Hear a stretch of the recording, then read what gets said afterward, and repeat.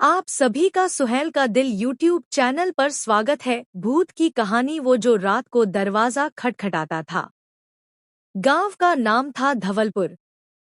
चारों ओर घना जंगल, ऊंचे पहाड़ और बीच में बसा एक शांत लेकिन रहस्यमयी गांव। दिन में सब कुछ सामान्य लगता, पर रात होते ही गांव पर एक अजीब सा सन्नाटा छा जाता। लोग जैसे सूरज ढलते ही अपने दरवाजे बंद कर लेते थे। खिड़कियां कसकर बंद होतीं और बच्चों को सख्त हिदायत दी जाती, रात में कोई भी दरवाजा मत खोलना, चाहे कोई कितना भी खटखटाए। क्यों? क्योंकि रात के वक्त गांव में एक भूत दरवाजा खटखटाता था। यह बात करीब 20 साल पुरानी है। गांव के किनारे एक परिवार रहता था, सूरज प्रसाद का। उनका छोटा सा परिवार, पत्नी गोमती, बेटा मनु और बेटी चंपा। ईमानदार और मेहनती लोग। लेकिन किस्मत ने एक रात उन्हें एक ऐसे राज से टकरा दिया जो उनकी जिंदगी को हमेशा के लिए बदल गया। वो रात पूर्णिमा की थी। आसमान में चांद अपनी पूरी रोशनी बिखेर रहा था, लेकिन हवाओं में कुछ अजीब सा था, जैसे कुछ अशुभ होने वाला हो। रात के करीब 1 बजे अचानक दरवाजे पर तेज आवाज हुई, ठक ठक ठक। गोमती की नींद टूटी। सुनिए, कोई दरवाजा खटखटा रहा है। सूरज भी चौंक कर उठे। फिर से वही आवाज, ठक ठक ठक। सूरज ने दरवाजे के पास जाकर पूछा, कौन है? कोई जवाब नहीं। अब चंपा और मनु भी जाग गए। गोमती ने दोनों को सीने से चिपका लिया। अचानक खिड़की के पास से एक परछाई गुजरी, लंबा, दुबला, सफेद धोती में लिपटा हुआ एक आदमी, जिसका चेहरा साफ नहीं दिख रहा था।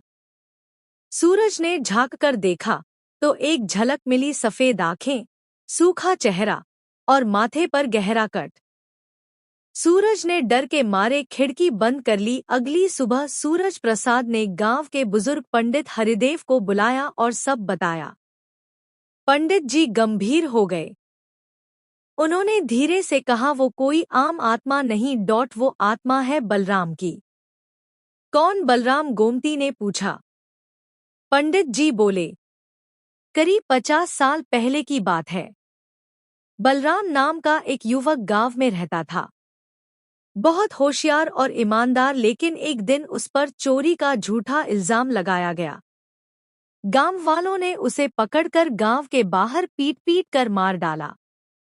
उसकी लाश जंगल में फेंक दी गई। उसके बाद से उसकी आत्मा गांव में भटक रही है। वो दरवाजा क्यों खटखटाता है? मनु ने डरते हुए पूछा।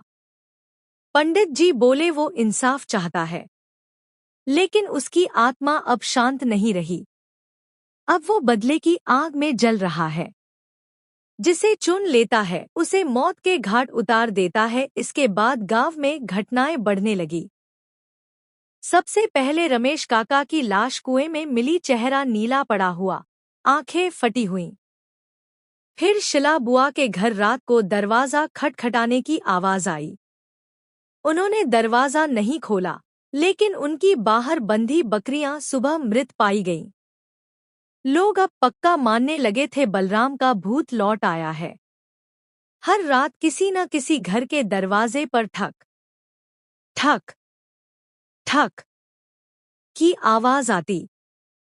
कोई जवाब देता तो कभी कभी एक धीमी फुसफुसाहट सुनाई देती, मुझे इंसाफ दो। एक रात चंपा को तेज बुखार हो गया। सूरज और गोमती उसके पास बैठे थे। आधी रात को फिर वही आवाज हुई, ठक ठक ठक। इस बार सिर्फ खटखटाने की आवाज नहीं थी, साथ में एक भारी, धीमी पुरुष आवाज भी थी। चंपा, दरवाजा खोलो। चंपा की आंखें अचानक खुली। वह बिस्तर से उठ गई और कहने लगी, वो बुला रहा है मुझे। बलराम भैया। वो दुखी है। सभी घबरा गए। सूरज ने दरवाजा बंद रखा। उन्होंने तुरंत पंडित हरिदेव को बुलवाया। पंडित जी ने चंपा को देखकर कहा, इस पर बलराम की छाया आ गई है। अगर कुछ नहीं किया गया तो अगली पूर्णिमा तक यह भी मर जाएगी। पंडित जी ने गांव के 4 साहसी युवकों सूरज, अर्जुन, दिलीप और मोहन को लेकर एक योजना बनाई। अगली पूर्णिमा को जंगल के पास जाकर बलराम की आत्मा का सामना करना था। रात को जंगल में मंत्रों का जाप शुरू हुआ। चारों ओर राख और गंगाजल से सुरक्षा घेरा बनाया गया। ठीक 2:30 बजे हवा चलने लगी और एक तेज सिसकियों की आवाज आई। एक परछाई पेड़ों के बीच से निकली। सामने खड़ा था बलराम का भूत, लंबा, सफेद, आंखों से खून जैसा तरल बहता हुआ और होठों पर एक दर्दभरी मुस्कान। मुझे क्यों मारा? उसकी चीख गूंजी। पंडित जी बोले, हमने तुम्हारा अपराध नहीं किया, लेकिन हम तुम्हें इंसाफ दिलाएंगे। छोड़ दो मासूमों को। भूत कुछ पल चुप रहा, फिर कहा, अगर मेरा सच बाहर लाओगे मैं लौट जाऊंगा। अगले दिन गांव के पुराने दस्तावेजों की जांच हुई। पता चला बलराम बेगुनाह था। गांव के सरपंच और उसके बेटों ने चोरी की थी और बलराम को फंसा दिया था। जब यह सच्चाई गांव में उजागर हुई तो गांव के मंदिर में एक रात बलराम की आत्मा फिर दिखी, इस बार शांत चेहरे के साथ। वो बोला, अब मुझे मुक्ति मिल गई, और फिर हवा में विलीन हो गया। लेकिन अब दरवाजा खटखटाने की घटनाएं बंद हो गईं। गांव में फिर से शांति लौट आई। चंपा की तबीयत ठीक हो गई। लेकिन कहते हैं, कभी-कभी जब हवा तेज चलती है और चांदनी रात होती है तो कुछ लोगों को अपने दरवाजे पर ठक ठक ठक की आवाज सुनाई देती है। और फिर एक धीमी आवाज, क्या अब भी किसी को इंसाफ देना बाकी है?